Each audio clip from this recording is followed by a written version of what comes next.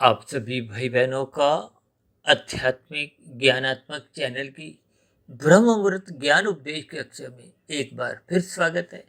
आज की चर्चा देखिए चार पुरुषार्थों को लेके तो है ही है, लेकिन इन चार पुरुषार्थों में हमने दो दो का एक जोड़ा बना दिया है और उस जोड़े के साथ ही दो अलग अलग शब्द अर्थ और काम के साथ हमने एक अहंकार शब्द लिखा है और धर्म और मोक्ष के साथ एक संस्कार शब्द लिखा है। अब धर्म और मोक्ष ये तो देखिए एक सात्विक स्थितियां हैं और इसके साथ ही हमने संस्कार शब्द को सफेद रंग से दर्शाया है, जबकि अहंकार शब्द को हमने देखिए सफेद रंग से ना दर्शाते हुए काले रंग से दर्शाया है। और इन दोनों स्थितियों के बीच में ही एक प्रश्न चिन्ह लगाया है ताकि इन सभी स्थितियों के यथार्थ अर्थ आप और हम समझ जाएं।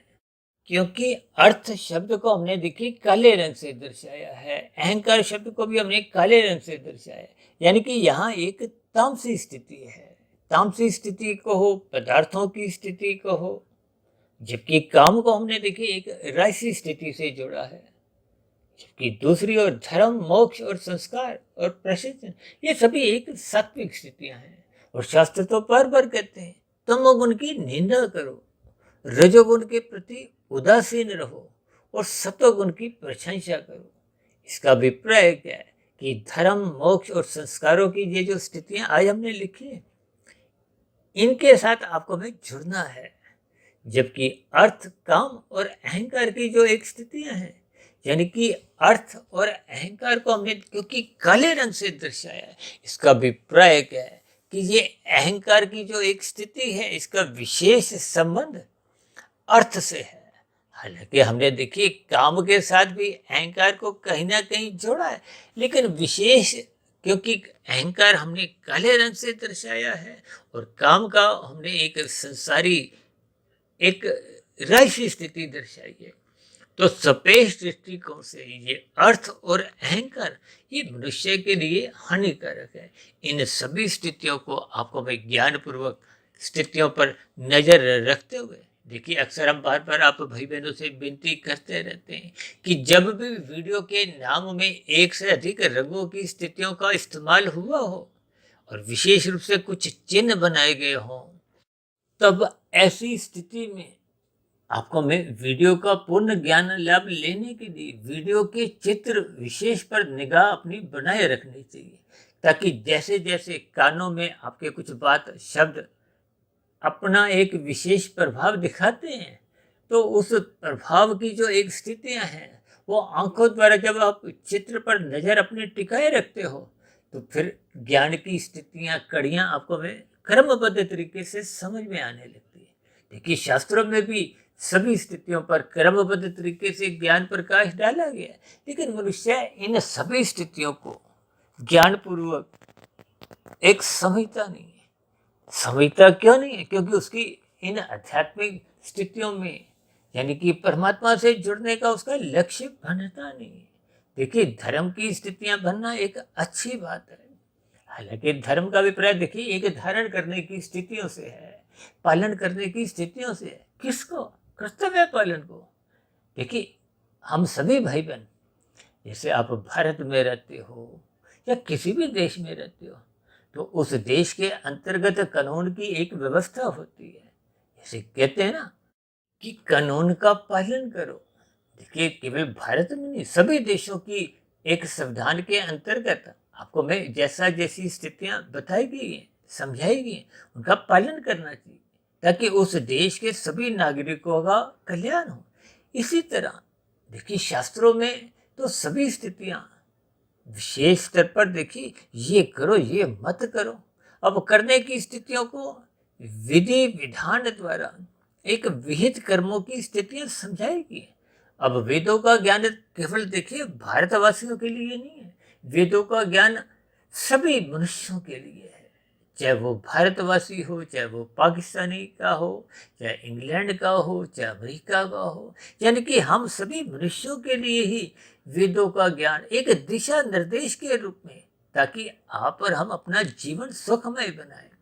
सुखमय बनाने का अभिप्राय क्या है? ये जो अर्थ और काम की जो एक स्थितियां हैं, ये धर्मानुसार हो। जब ये दोनों स्थितियां धर्मानुसार होती हैं, हम तो बार बार कहते रहते हैं, देखिए कि धर्म को जीवन में प्रथम स्थान पर रखो। शास्त्रों में भी जो इनका क्रम है, धर्म, अर्थ, काम, मोक्ष, ये एक क्रम बताया गया।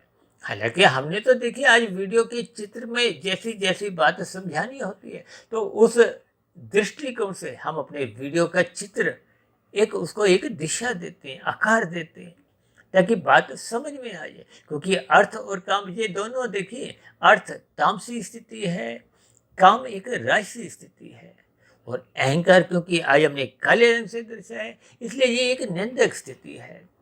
जबकि धर्म और मोक्ष ये एक सात्विक स्थिति है, इसमें सत्वगुण की एक विशेष स्थिति है। और शास्त्र तो बार बार कहते हैं, तमोगुण की निंदा करो, रजोगुण के प्रति उदासीनता रखो, और प्रशंसा केवल सत्वगुण की करो।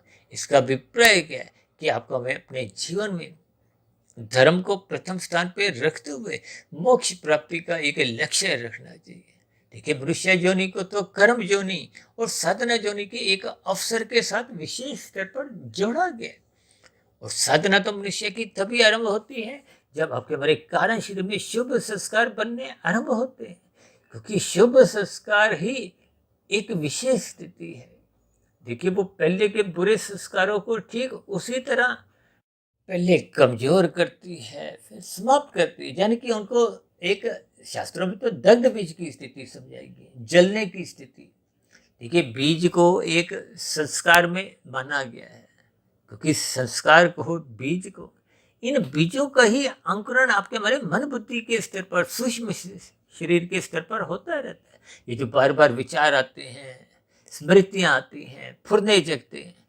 आज इस संसार में देखिए 24/7 विषय भोगों की जो एक स्थितियां आपको में बेचैन रखती हैं, भगाए रखती हैं। और ये जो अर्थ के प्रति जो आपके भरी एक लोलुपता है, इसके पीछे का कारण काम की स्थितियां हैं।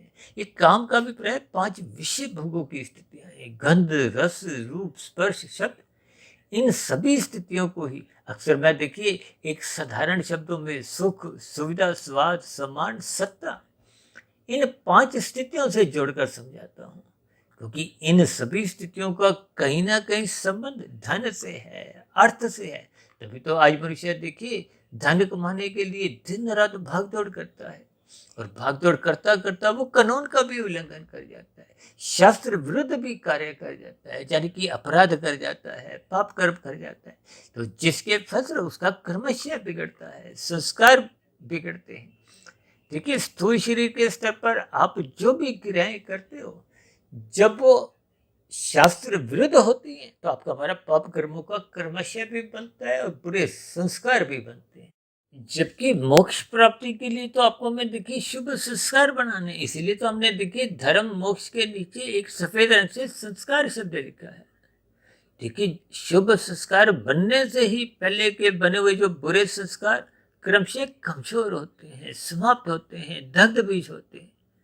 जैसे देखिए, सूर्य का प्रकाश आने से ही रात का जो अंधकार है वो पहले कमजोर होता है, कहते हैं ना, पौ फट गई। फिर धीरे धीरे वो एक प्रकाश में स्थितियां उत्पन्न होने लगती हैं, और धीरे धीरे जब अंधकार पूर्ण रूप से समाप्त हो जाता है तो पूर्ण रूप से प्रकाश हो जाता है।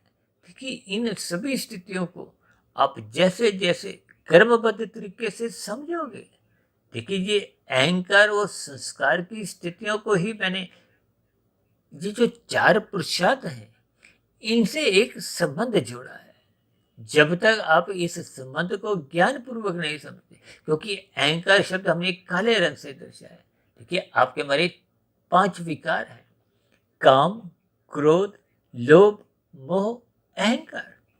देखिए, यहाँ काम भी एक विकार के रूप में कहा गया, लेकिन यहाँ विकार का अभिप्राय उस काम से है जो शास्त्र विरुद्ध है। यही मर्यादित जब स्थितियां हैं, जो तो देखिए त्रेता युग में प्रभु राम जी ने विभिन्न प्रकार की मर्यादाओं का पाठ पढ़ाया है, और यही स्थितियां धर्म के अनुसार भगवान श्री कृष्ण जी ने अर्जुन के रथ के जो 5 घोड़ों की स्थितियों को उनकी लगाम को मन से समझाते हुए और उस लगाम को अपने स्वयं के हाथ में रखते हुए, यानी कि आपको अपने जीवन की जो एक भागदौड़ है वो गुरु की आज्ञा अनुसार, शास्त्रों के अनुसार, देखिए ब्रह्म मुहूर्त में उठिए, शास्त्रों का स्वाध्याय कीजिए, गुरु के अनुसार अपने जीवन को अनुशासित रखिए। ये सभी स्थितियां आपको में परमात्मा के सम्मुख करती हैं, परमात्मा की शरणागति बनाते हैं। और यही ज्ञान उपदेश वो जो लगाम की स्थिति को अपने हाथ में रखते हुए गीता में भगवान श्री कृष्ण जी ने समझाया। इन सभी स्थितियों पर हम देखिए चर्चाएं तो प्रतिदिन करते हैं, लेकिन इनके पीछे के अर्थ और भावार्थ जब तक आपको में क्रमबद्ध तरीके से समझ नहीं आते। देखिए आपके मरीज जो 3 शरीर हैं, महत्व केवल कार्य शरीर का है, क्योंकि कार्य शरीर की ही जैसी जैसी स्थितियां आप और हम संस्कारों की बना लेते हैं, उसी की ही परछाई आत्मा पे पड़ती है। देखिए आत्मा और परमात्मा को तो पहले से ही सजातीय संबंध है। आत्मा ज्ञान स्वरूप है, परमात्मा आनंद स्वरूप है। ये इनमें एक सैद्धांतिक एक अंतर है। यानी कि आप और हम मायातीत होने पे, मोक्ष की स्थिति प्राप्त करने में भी तकनीकी रूप से आनंद स्वरूप बन नहीं जाते। हम रहते तो ज्ञान स्वरूप ही हैं, लेकिन आपको हमें परमात्मा के वो आनंद की 100% झलकें मिलती हैं। बस इतना सा अंतर आपको हमें ज्ञान पूर्वक समझना है। इसीलिए तो बार बार शास्त्र कहते हैं सत्संग करो, सत्संग करो। ये सत्संग करना एक सात्विक स्थिति है, सत्संग करना सत्वगुण का संग करने की स्थिति है। और ये जो हम बार बार कहते रहते हैं ब्रह्म मुहूर्त में उठो, ब्रह्म मुहूर्त में उठो, ये सत्वगुण की एक शुद्धतम स्थिति है। जब तमोगुण जो सत्वगुण को कमजोर करता है वो सो चुका है, और संसार ये रजोगुण जो कहीं ना कहीं ये भी सत्वगुण में टिकने नहीं देता। देखिए यूं तो ये रजोगुण और तमोगुण सत्वगुण के सामने टिक नहीं सकते। देखिए इनके भावार्थ आपको मैं समझ नहीं है। अक्सर मैं रजोगुण को धुंध से जोड़ता हूँ, तमोगुण को अंधकार से जोड़ता हूँ, और ये दोनों ही स्थितियां सूर्य के प्रकाश से यानी कि सत्वगुण से टिक नहीं पाती, भाग जाती। देखिए जब अंधकार प्रकाश के सामने टिक नहीं सकता तो ये जो धुंध है, विषय भोगों की धुंध कहो। कुछ दिन पहले हमने देखिए 5 विषयों की धुंध के ऊपर भी एक ब्रह्म मुहूर्त ज्ञान उपदेश कक्षा में एक चर्चा रखी थी। देखिए सर्दियों में तो अक्सर आपका हमारा अनुभव है, विशेष रूप से बड़े बड़े राजमार्गों पर जहाँ देखिए यातायात थोड़ा एक बंदित होता है। क्यों?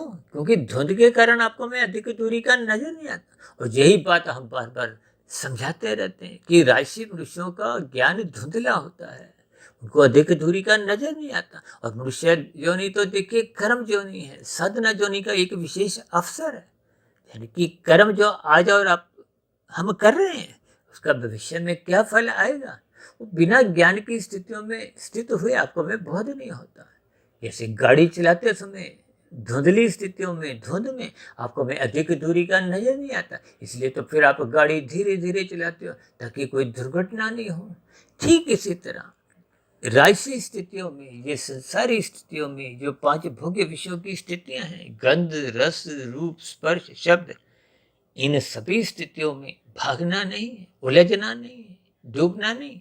यानी कि तेजी से ये जो आज 24/7 की जो एक स्थितियां हैं, विषय भोगों के लिए ही मनुष्य भागता रहता है, और उसी विषय भोगों से एक प्रेरित होता हुआ अधिक से अधिक धन कमाता है, और अधिक से अधिक धन कमाते हुए 2 के 4, 4 के 40, 40 के फिर 4,000, 4 लाख, करोड़, अरब, खरब। आजकल तो देखिए विभिन्न प्रकार के जो घोटाले होते हैं उनके पीछे का कारण क्या है? आपका मेरा एक बिगड़ा हुआ काम।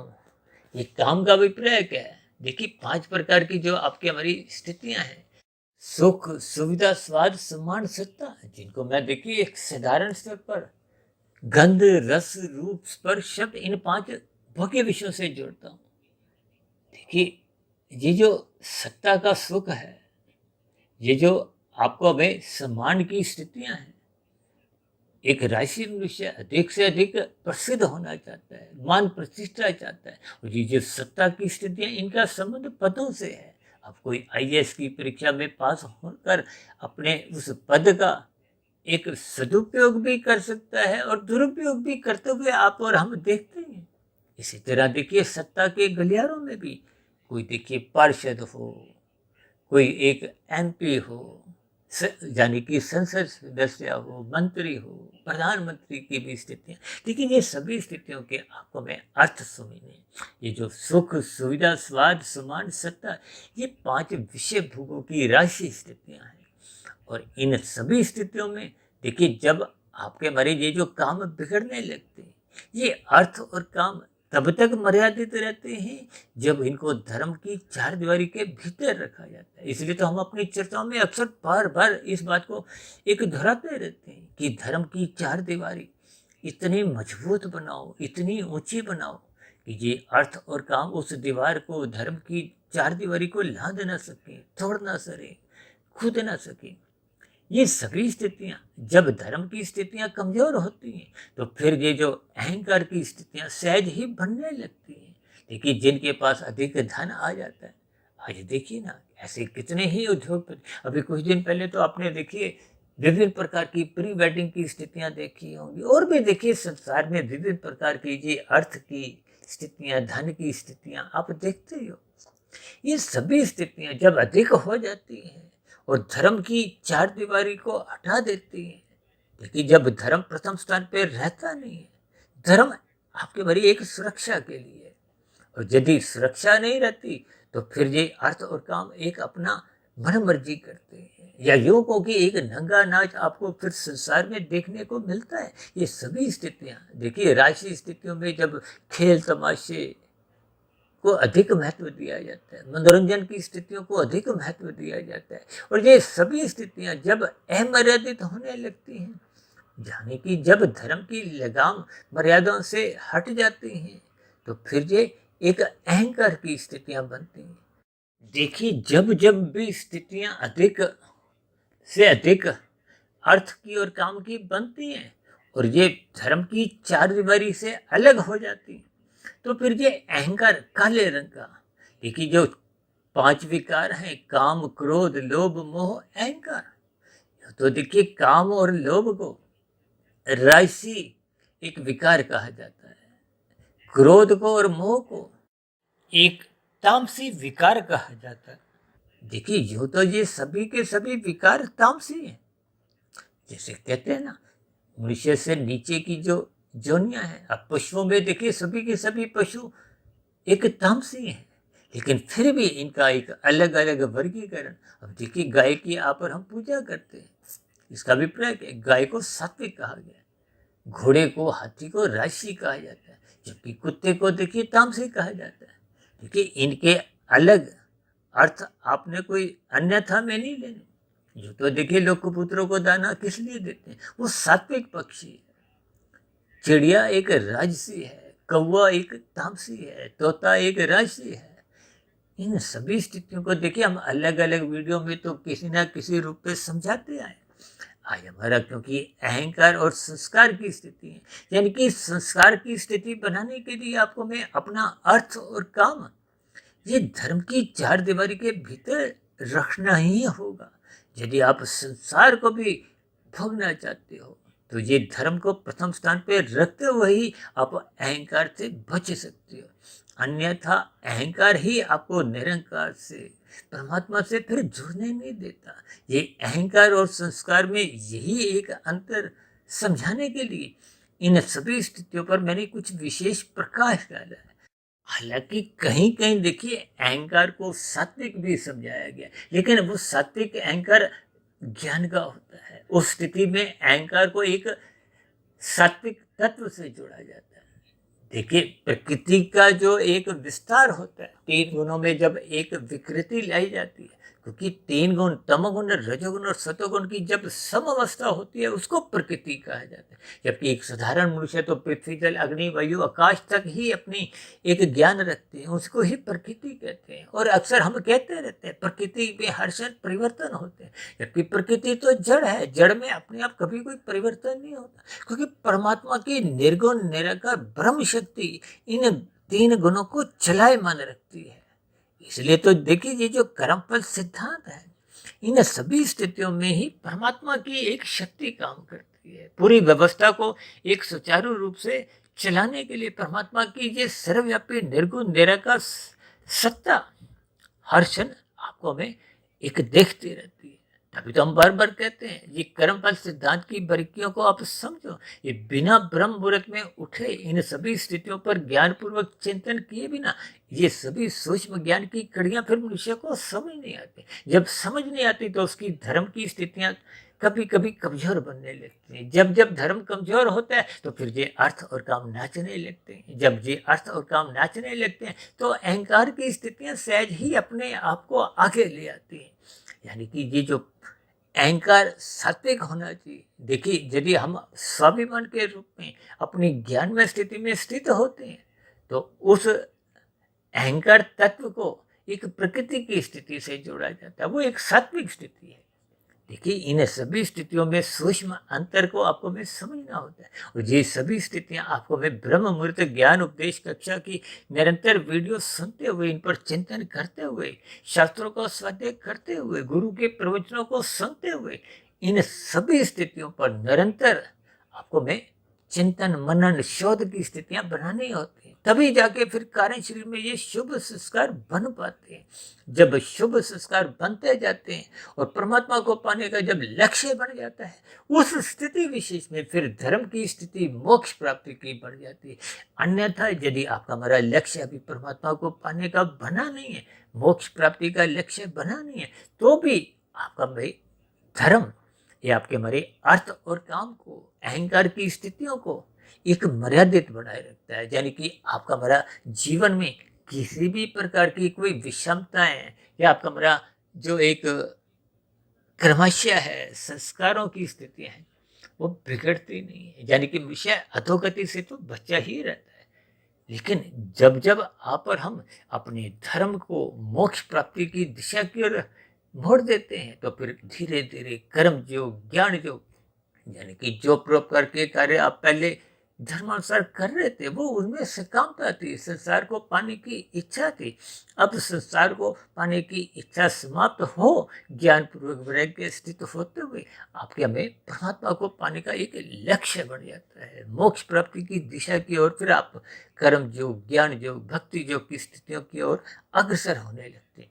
क्योंकि ये योग की सभी स्थितियां आपके हमारी शुद्ध कमाई है। कार्य शरीर में जितने जितने शुभ संस्कार आप और हम बना लेते हैं ये आपके हमारी शुद्ध कमाई है, जो मरने के बाद भी सुरक्षित बनी रहती है। पुनः आपको हमें एक मनुष्य जोनि का जन्म दिलवाती है, संस्कारी माता पिता दिलवाते हैं, गुरुजनों का संग सहज ही परमात्मा की कृपा से उपलब्ध बना रहता है, ताकि आपके हमारी जो आध्यात्मिक उन्नति है, जो क्रमशः शेष रह गई है, उस शेष यात्रा को हम उस जोनि विशेष में या अगले मनुष्य जोनि विशेष में प्राप्त कर हम मोक्ष की स्थिति मायातीत की स्थिति को प्राप्त हो।